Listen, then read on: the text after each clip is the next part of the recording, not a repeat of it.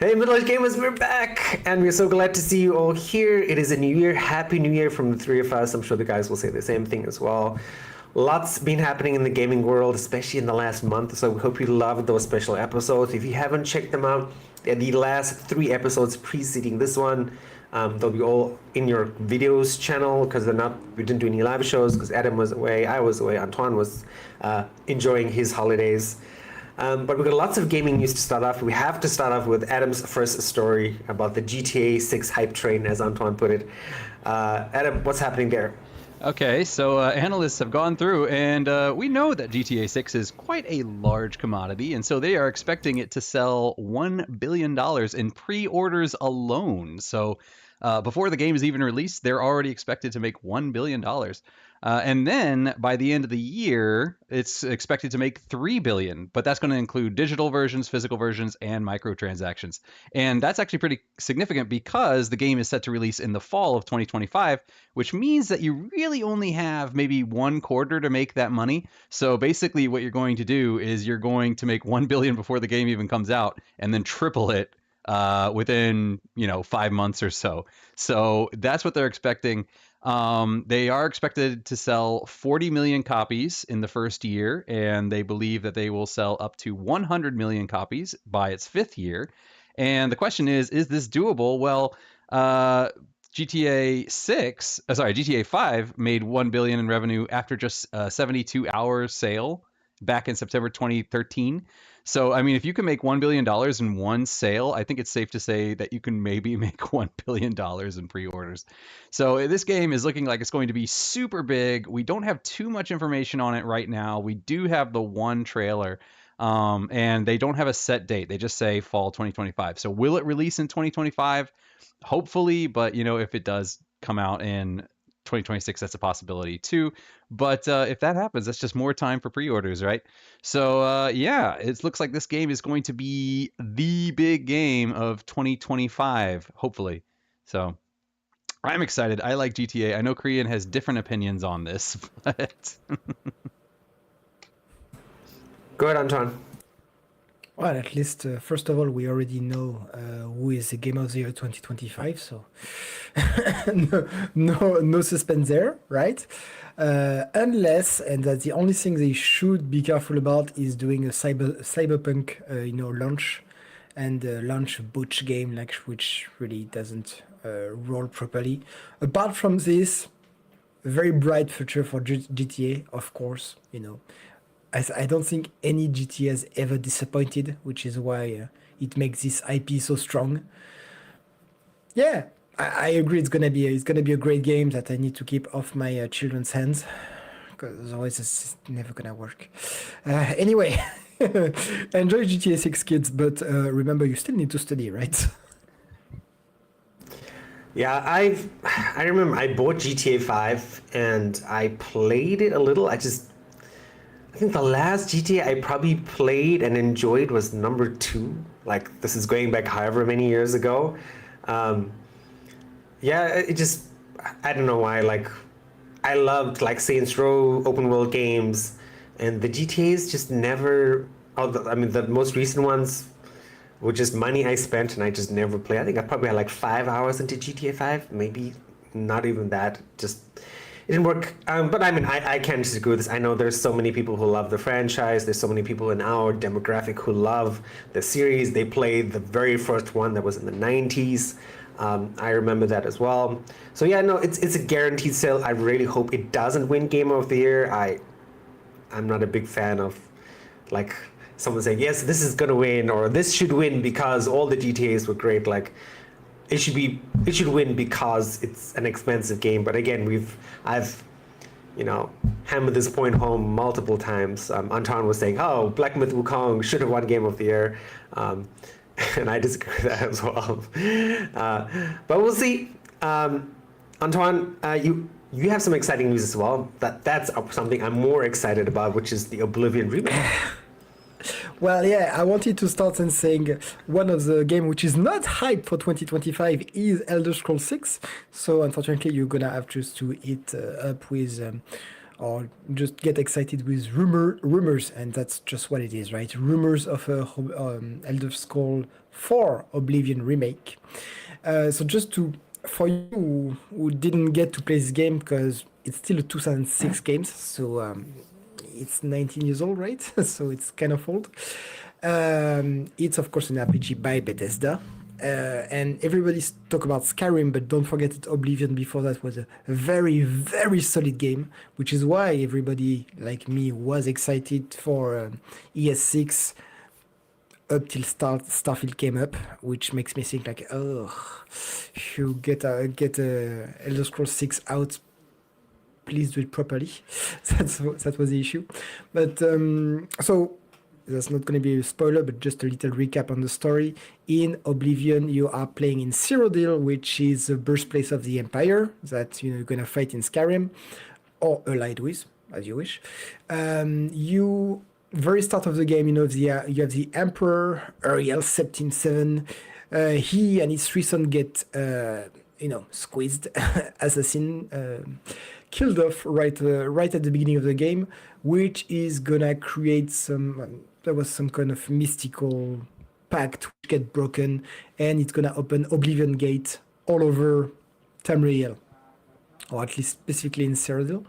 The game is fantastic, and I really loved it at first. So the fact that there's rumors about a remake about it really makes me even more excited than the 6, because I know it's already a fantastic game, and it's supposed to be updated with Unreal Engine 5, and we know how beautiful the game can be with it.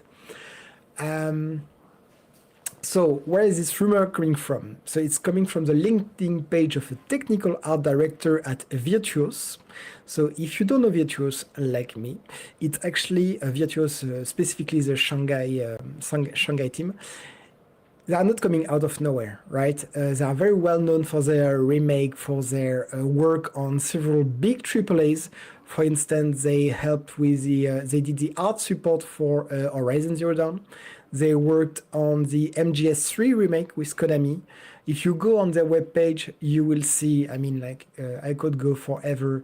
They worked on The Outer Worlds, on Call of Duty Warzone, on Bioshock collection, XCOM 2 collection, etc., etc. So, they have experience. They are not coming out of nowhere, because at first I was like, what's the relation between the Chinese studio and Bethesda?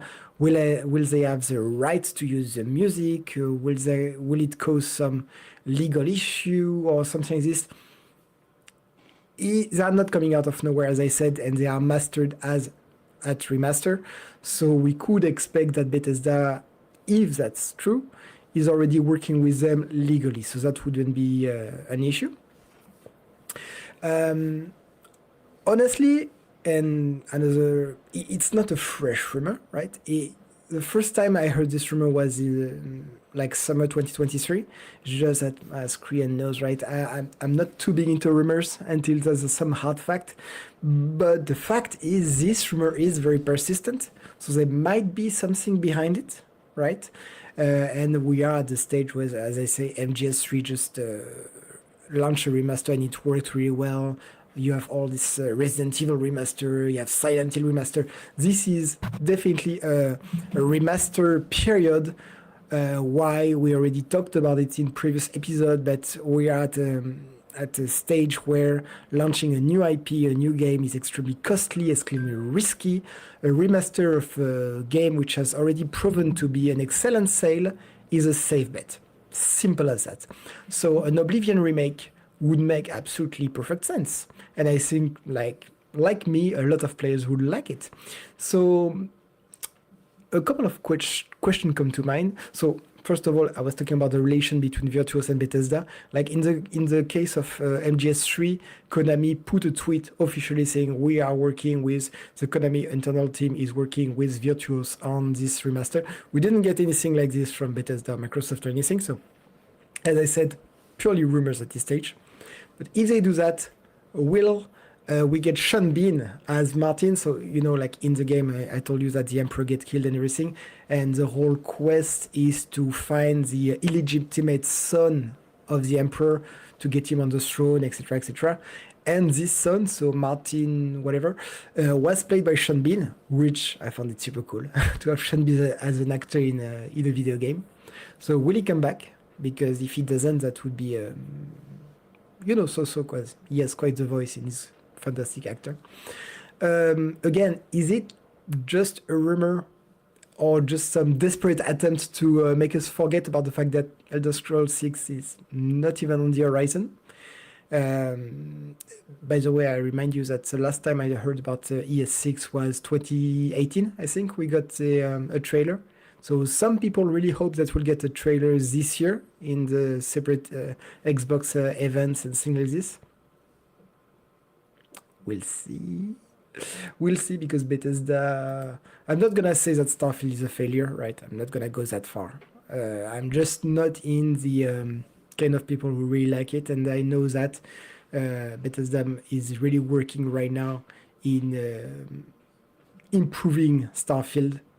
So they must have different teams working on different projects, but I think they're really putting resource right now on Starfield and making the game better and with DLCs and series. So that's why I think that the Oblivion remake is a stronger rumor, I would say, than the ES6 for 2025, 6 and over. I don't know. What do you guys think? Like, do you think it's more than a rumor, or would you actually like to have an Oblivion remake? Because again, that's one of these games where you're gonna think hours like crazy. Go ahead, Adam. Yeah, I would say, I mean, for me, I kind of feel like this would be more of a rumor. I mean, Bethesda's never, have they done a remake before? I can't think of any. Not that I know. No. Yeah, I can't think of them doing any. And plus there's I mean, granted, this is not official, but there is the Sky Oblivion project where they're trying to recreate Oblivion in Skyrim.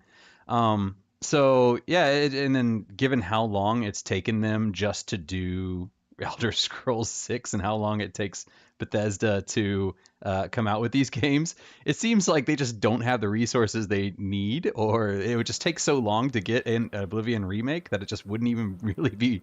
It would just take forever. It would just be a burning their resources. So I wouldn't put too much merit in it. But if they did make an Oblivion remake, I would love to play it. I enjoyed Oblivion, and it fits my criteria of. I'm perfectly okay with remakes as long as the game is at least 10 years old, and this game is at least 10 years old. So yeah, I feel like after 10 years, you've not only have you come up with technology that's much better, so you can create a much more immersive experience, but I would say, in 10 years, most people probably, you have a whole new fan base that's a lot older now that wasn't old enough to do it. So I mean, when did this game come out? And I mean, Skyrim came out in 2011, so I mean that was even 13 years ago. So I don't even remember how long it was. 2006. 2006, yeah. So that's 18 years. So I mean, you have children that were born when Oblivion came out, and now they're legal adults. So I mean, there are a lot of people. Yeah, there are a lot of people who probably never experienced it. Who and I know sometimes going back and playing, it can sometimes be hard and go back and to play things that are so dated, and you're kind of like, oh my God, why did people do it that way? Like, this is so primitive. So yeah, I think it would be a good game to be remade, but I wouldn't put too much stock in it actually being remade. Well, I would say two things. First, I think the major part of the work would be to update graphic with a new engine, right? Unreal 5. And I heard that because, Bethesda use their own engine, that would be some kind of hybridized system that they did, like they did for Halo 1 and 2, for instance, which works pretty well. So there's two things. First would be to revamp the graphics, which would be solely on Virtuos, right? That wouldn't be the Bethesda's work. But also, and that's something that Adam, Krian and I completely agree with it, nearly 20 years old game. The gameplay, especially for fighting, is rudimentary at best. So Bethesda would need to revamp this for a newer generation, definitely. So that would be on them. I think that would be the kind of partnership they would be on. And also the fact that next year would be the 20th anniversary of Oblivion. So that would be a perfect date to release it. Because as I said, the rumor is not new, right? It would have been worked on for at least 1 or 2 years, at least. And they are not starting from nothing. They already have, well, they need to revamp the assets and everything, but all the script and all the blocks are already there. Again, I'm not a graphic designer, so I don't know how hard it is to revamp every asset with a new engine. If you have to recreate everything from scratch, it must be a lot of work. I'm really sorry for the guys. But the story is there, and I don't know exactly how much work it would be to do a remake compared to completely brand new IP, but I imagine it's much less work. And yes, if it's not botched, again, like Warcraft 3 Reforged, that would be a fantastic game to redo. And yes, no, that's Blizzard, that's not Bethesda, yeah. So no, Bethesda is not into remake, but again, safe bet. They are not doing excellent, excellent sales with their new Starfield IP. So they need to get back some credibility. They need to get back some money from Microsoft. So I think it's a safe bet to do.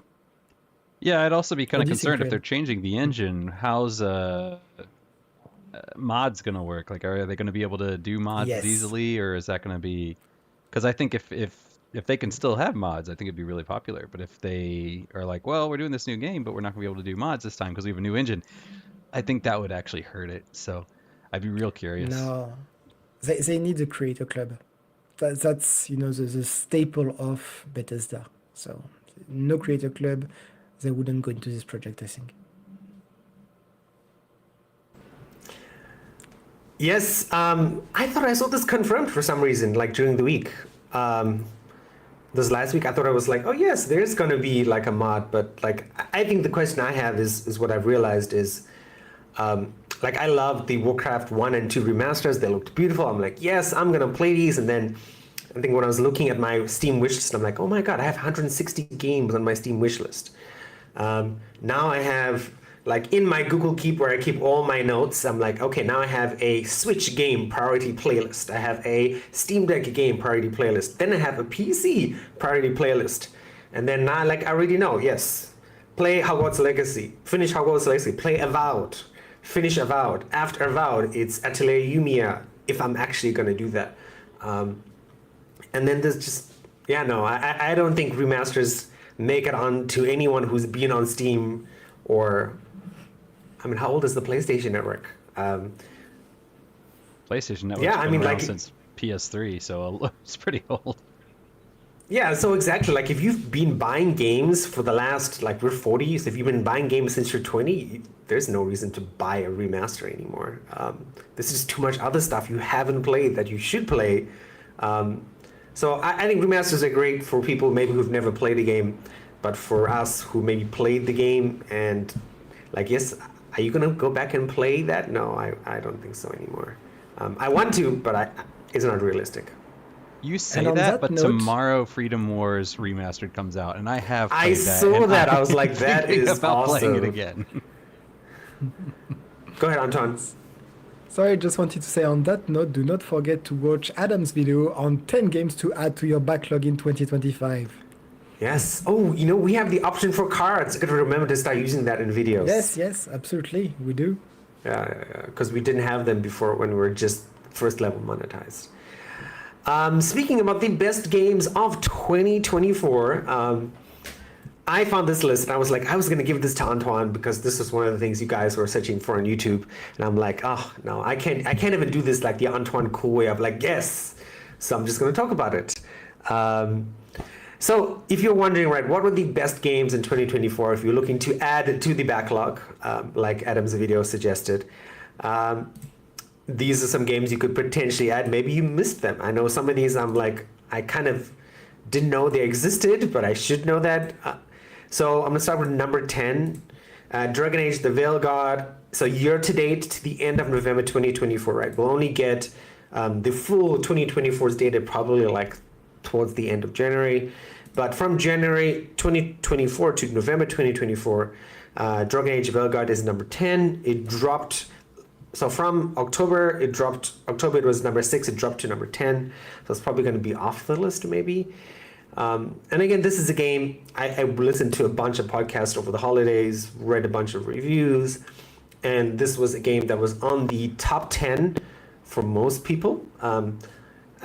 A few people were like, this was an honorable mention. Like, yes, this should have been on my top 10. It wasn't in my top 10 because the big criticism for this game was the story was not where it should have been. It's not like the old Dragon Age stories. It wasn't a lot of people's top 10 because of the combat. They're like, yes, I love this combat more than the old style Dragon Age combat. So if you've been sitting on the fence about 𝙎𝙪𝙥𝙥𝙦, you have to sort of figure out, are you Antoine, Adam, or you're a Korean? You know, do you like words or do you not like words? Simple, just as simple as that. Dragon Age 𝙎𝙪𝙥𝙥 at number 10. Moving up on the list, right, we have number 9 is NBA 2K5. Again, not surprising. Number 8, Sonic X Shadow Generations. Go check out Antoine talked about that a few episodes ago, however many episodes ago. Number 7, Mario Luigi Brothers, new on the list for that game. Just right there. Number 6 is Super Mario RPG Jamboree. And I'm surprised about it because a bunch of people like this sucks. This is not as good as old Super Mario Party. I think it was good one that I don't remember. Yeah, well, it was about John Jamboree again. I think about the previous one. On the previous one, oh god. Yeah. I didn't try Jamboree, so I didn't know. Okay, and then number 5, Dragon Ball Sparking Zero. I keep wanting to say Sparkling Zero all the time. But Dragon Ball, I mean, this is an obvious one for number 5, right? Massive Dragon Ball community. I mean, the three of us all have watched Dragon Ball at one stage or another. There's Dragon Ball Daima on Netflix, which is, if you haven't watched Dragon Ball before, that looks really pretty. I mean, typical, interesting Dragon Ball story. But yeah, I've played one Dragon Ball game, or 2. I think I bought them on the Switch. And I'm like, yes, I'm going to play this. And it was really complicated, the controls and stuff. And I just want to be a Super Saiyan and beat people and punch them through mountains and stuff. That's the cool stuff. But it was very difficult to get there, which is why I stopped playing it like after an hour or 2. But I mean, yeah, lots of people like this game. Lots of people like the franchise. Number 4, 3, 2, and 1 are all sports games, which is the sad state of affairs. But number 4 is EA Sports College Football 25. Number 3 is EA Sports FC 25. Number 2 is Madden NFL 25. And number 1, of course, is the granddaddy of all video games, Call of Duty Black Ops 6, which makes me sad. But I mean, not to mention this is publisher Microsoft. But I mean, to me, this just doesn't make any sense, and maybe you guys can chime in there. Like, the Call of Duty franchise has been going on for so long. I mean, year to date, right? So I mean, the new Call of Duty didn't release in January, so like, but it still is number 1, right? Year to date compared to all the other games, and it just like, why?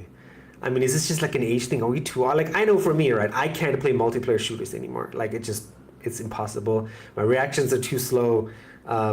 I know I should have like a wide mouse because of input lag and that sort of stuff. But it's like, are these just 20-year-old people who are buying these Call of Duty games? And like, I mean, Call of Duty is still like a big streaming game, but you go to Twitch, right? Sometimes we talk about that. Call of Duty is no longer the number 1 game on Twitch. So if it's not streamers bringing people into the Call of Duty franchise, where are these new gamers coming in? Is it just like you turn 18, like, yes, I want to shoot people in Call of Duty? Is that what it is? But anyway, I'll let either of you finish that thought. I mean, Well, Antoine, go ahead. Yeah. no. Sorry. I played it simply because it was free, on the Game Pass. I don't play multiplayer, especially on this kind of game, so it was not for me. And the solo campaign is extremely random. So really, I couldn't advise this game to anyone. And trash me if you will, but I'm sorry.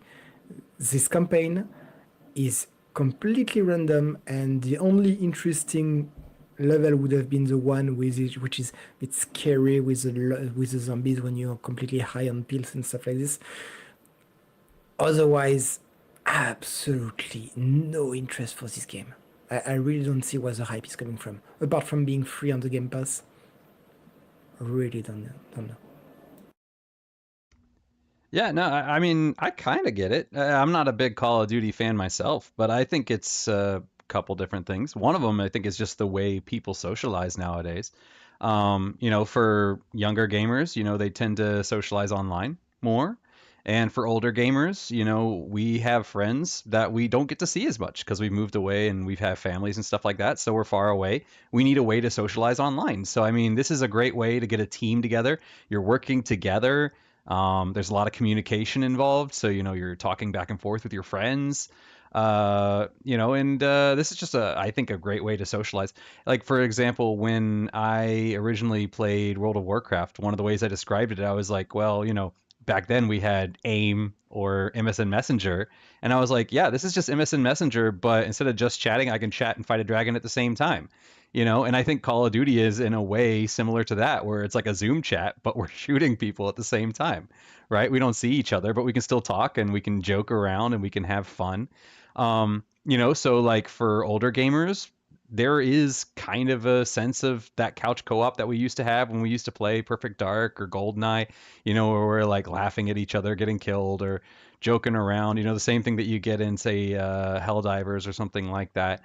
And then, for younger gamers, this is the way that they've always kind of socialized. So for them, it feels a very natural. So in that sense, I think, even if it's not the number one streaming game, it's still a very social game. And I think that that's part of the reason it's so successful.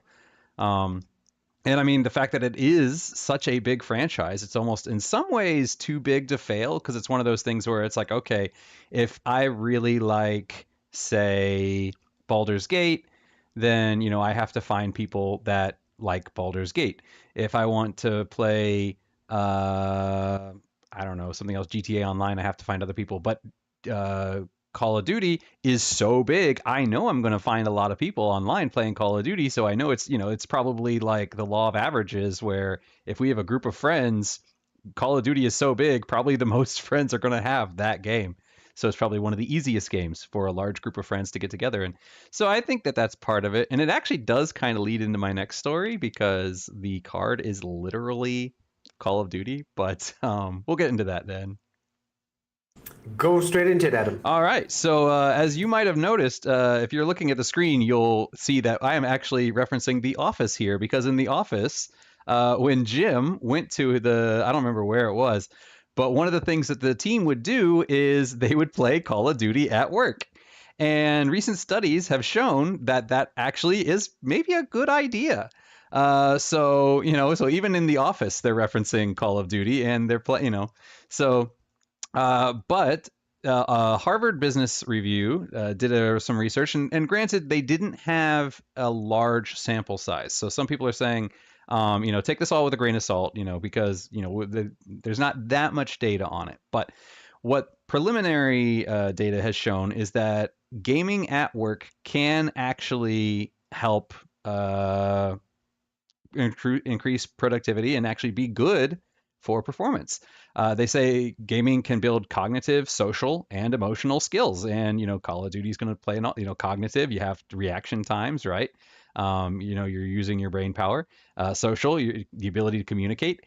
And emotional, being able to not get rage quit. So these sort of things I can actually help you with all those. And they say it's actually very similar to participating in sports, volunteering, cooking, and other hobbies. So like, for instance, companies might used to do a company cook-off, or have a barbecue, or they'd have a company softball team. Well, it turns out having a company, Call of Duty session is actually similar to all that. So, go ahead and play some video games at work if you're the boss and you tell your people to do it. Don't just go ahead and do it if you're not management. But they say actually the benefits also vary depending on the kind of games that you're playing. So for example, if you guys are playing board games at work, board games encourage social interaction and engage with intellect. And they also promote a balance between competition and cooperation. So if you're playing a game like, say, Settlers of Catan or something, it's working about, I have to beat you, but at the same time, we're making trades and that sort of thing. So we're learning how to work together. So it actually builds those skills.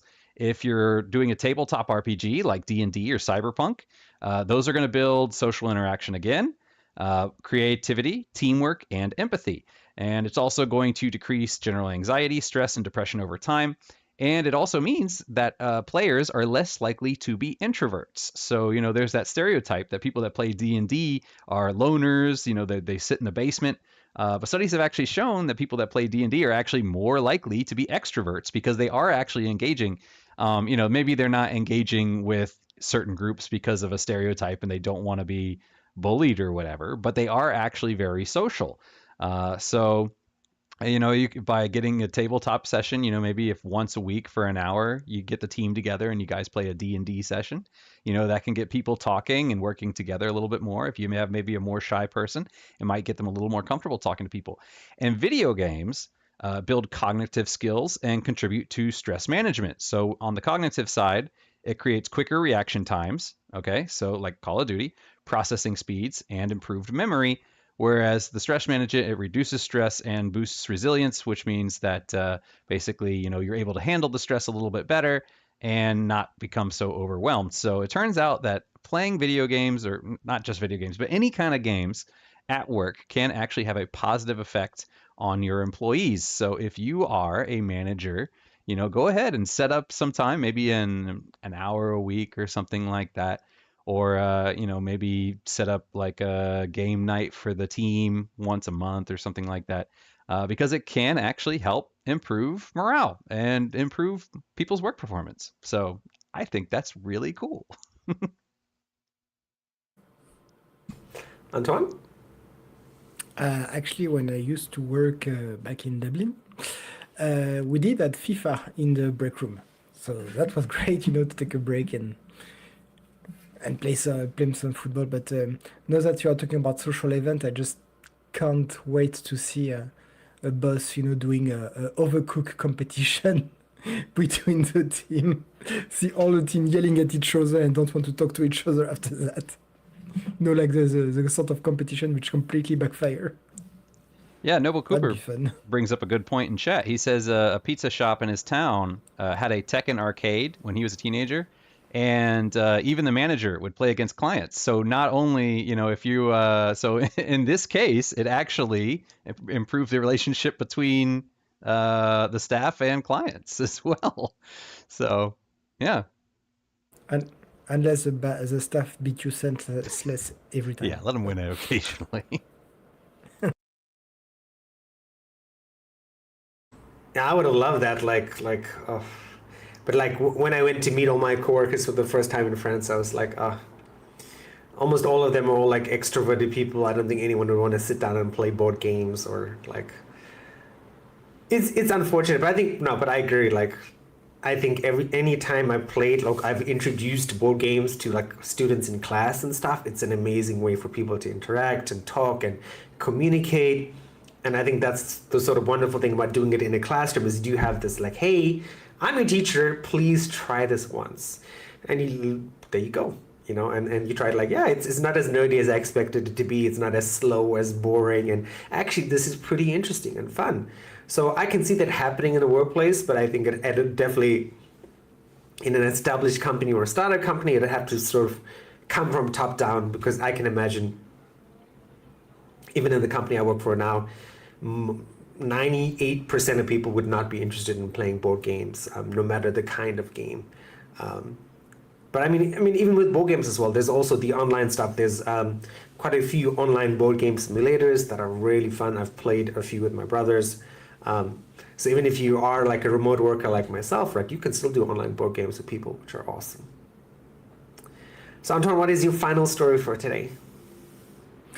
Unfortunately, it's a kind of story which come back a bit too much these days. I think I talked about it like last month or 2 months ago, but again, another scalping story. So yes, scalpers are in the business even more than before, especially since the release of the PS5 Pro. So their target was not the console itself, although I'm sure some of them try, but actually the CD attachment, the disc reader, because for the price of a PS5 Pro, which is quite, as you know, very expensive, only a digital version was available. And therefore, if you wanted to have an attachment, you needed to buy the disc reader, $80 or so, I think, like this, on top of that. And since the release, so there was some, like little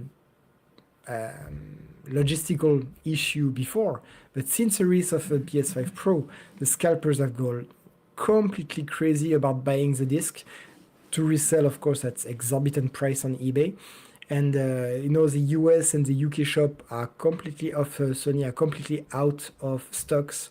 Each time stocks come in, they are bought directly by scalpers. You have to be very lucky to get one from Best Buy or things like this. Or this kind of shop where do have consciousness and sell one item per one customer, which, would be much better.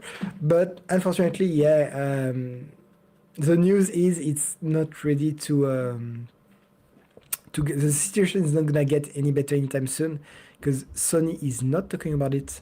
It's causing a lot of frustration, a bit like when you try to buy a Switch during the pandemic, right? Which was very, very hard. It's about the same situation right now for the disc for a PS5.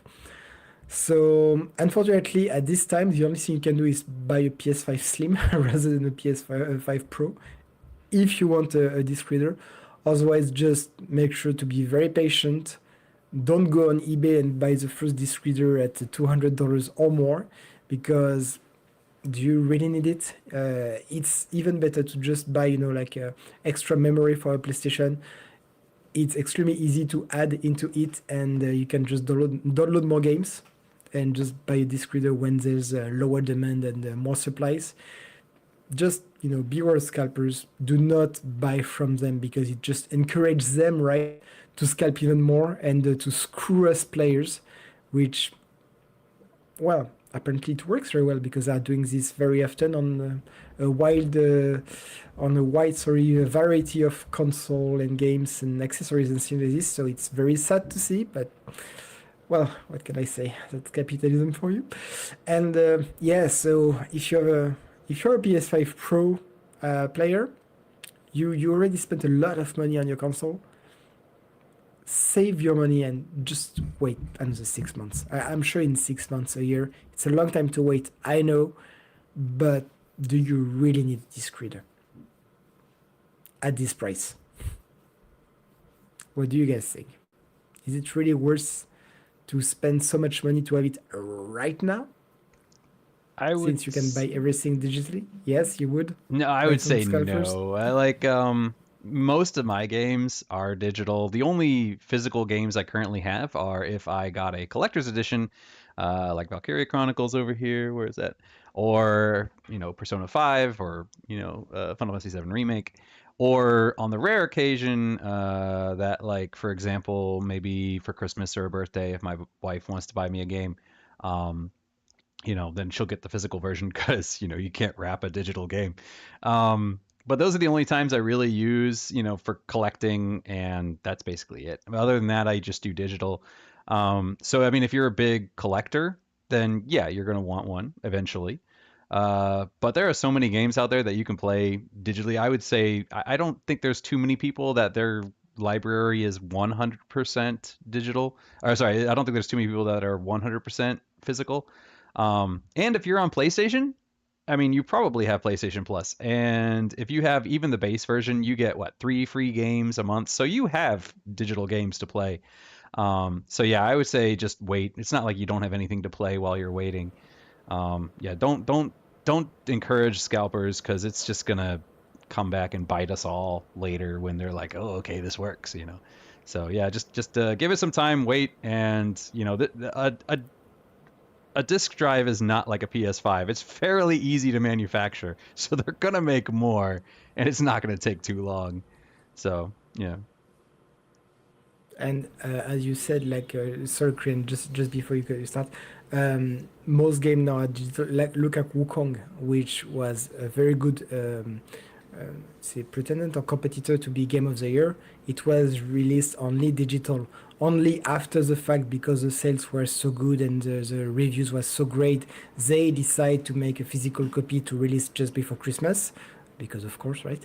But originally it was digital only, right? And I'm not sure if they really planned for a physical version. Maybe if we reach X amount of sale, then we'll do it. I think that's what happened. But and with CDs, I get a lot of crashes with my Wukong. So maybe digital is more stable. I don't know.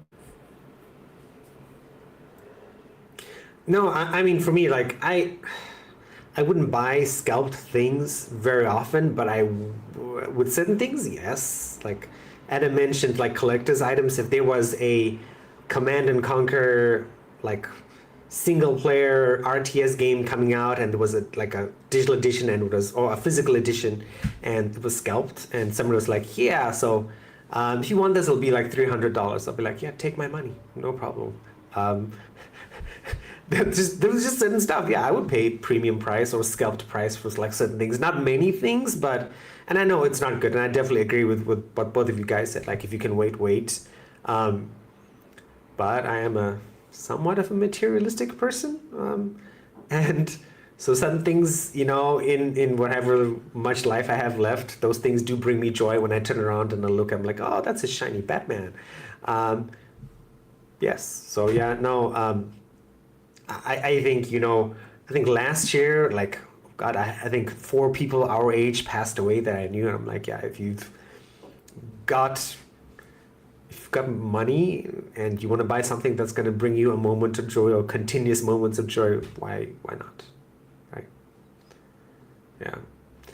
On that scalping note, or not on that scalping note, a game I'm going to plug again because it is coming out at the end of this month, just in time for Chinese New Year, is Orcs Must Die Death Trap. And why I wanted to plug the story again is because I don't remember what happened, but my brothers and I were looking for a game to play. And I suggested Orcs Must Die. And then I was like, oh, I thought Orcs Must Die 3 is multiplayer, like more than 2 people, but it's not. It's only 2 people, despite having like 4 or 5 characters in the game. But the Orcs Must Die Death Trap is multiplayer for up to 4 people. So if you have 3 siblings or 4 siblings, and anything more than 4 siblings, you're kind of out of luck. Yes, so it is coming out on January 29th, 2025. Guaranteed to come out. There's not going to be any delays. It's up to 4 people. It is a roguelite game. The one thing I will mention as well is we still don't know too much about what the roguelite elements involved. We know that, of course, it's going to mean dying, and after you die, you get to sort of come back and do some things, right? And then do some upgrades and maybe change your character, buy some new traps in Orcs Must Die typical fashion. There are lots of traps, right? There's going to be if you've watched the video, you'll see the typical ways of orcs dying and funny sounds and, visceral blood and graphics. So if you have some kids who are really young, probably not for them. It's looking great. It's probably going to be, again, it releases in 3 weeks according to Steam. It'll probably be about 20 to 30, I would say no, $20 to $40, I'll say. I don't think it'll be more than $40. The Orcs Must Die games have never been $60, $70, $80 games in terms of price points. But it's just a really, really fun game to play with people. It's not a quick 3 to 4 hour game, but it's a game where you start off, right? If the 3 of us were playing, we'd probably do 1 to 2 levels in an hour, right? Which is my typical gaming session. Then as you get further down and you play the game, it'll become 1 level per gaming session. And the games are usually about 15 to 20 hours or so. And looks like with this game, right, there is different characters, so there's different ways. If you're somebody who just likes range and you don't want to get up in there, if you're somebody who wants to get up in there with like big hammers and fight people and chop them up into tiny little pieces, right, that is the game. That's an option for you with the new Orcs Must Die. Looks like it's fun, and if you're really looking for something like that's gonna be cooperative, right? It's not PvE, and it's not going to be overly hard. Like there are going to be times where like you fail a level because the orcs go through the portal. I can't even remember. It's been like 2 years since I played the last one, but basically where they like destroy the thing you're supposed to be defending, and you restart. And when you restart, it's like, okay, now I understand. I need to do this trap and this trap and this trap, and let's take it from there, right?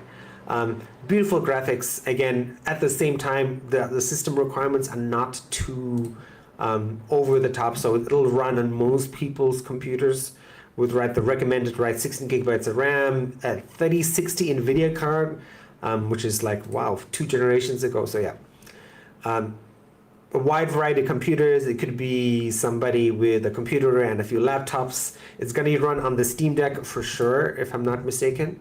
Playable on Steam Deck, right? So playable on Steam Deck means that yes, you can play it on your portable hand devices. Keep an eye out for this year if you're looking for a new cooperative game. I might be switching from Path of Exile 2 to that game, just because my friend was like, Path of Exile 2 is not as exciting as he expected. But that's it for me. Guys, final thoughts for today? Yes, I just wanted to mention to everyone, because we haven't done a live show like this since mid-December, or even before. During the festive season, we had a great thing. We are officially fully YouTube partners now. So thank you everyone for supporting us, like and subscribe and share. What you did, it helped us, and now we are full YouTube partners. Thank you so much. That means that in a week we got the awesome amount of $12.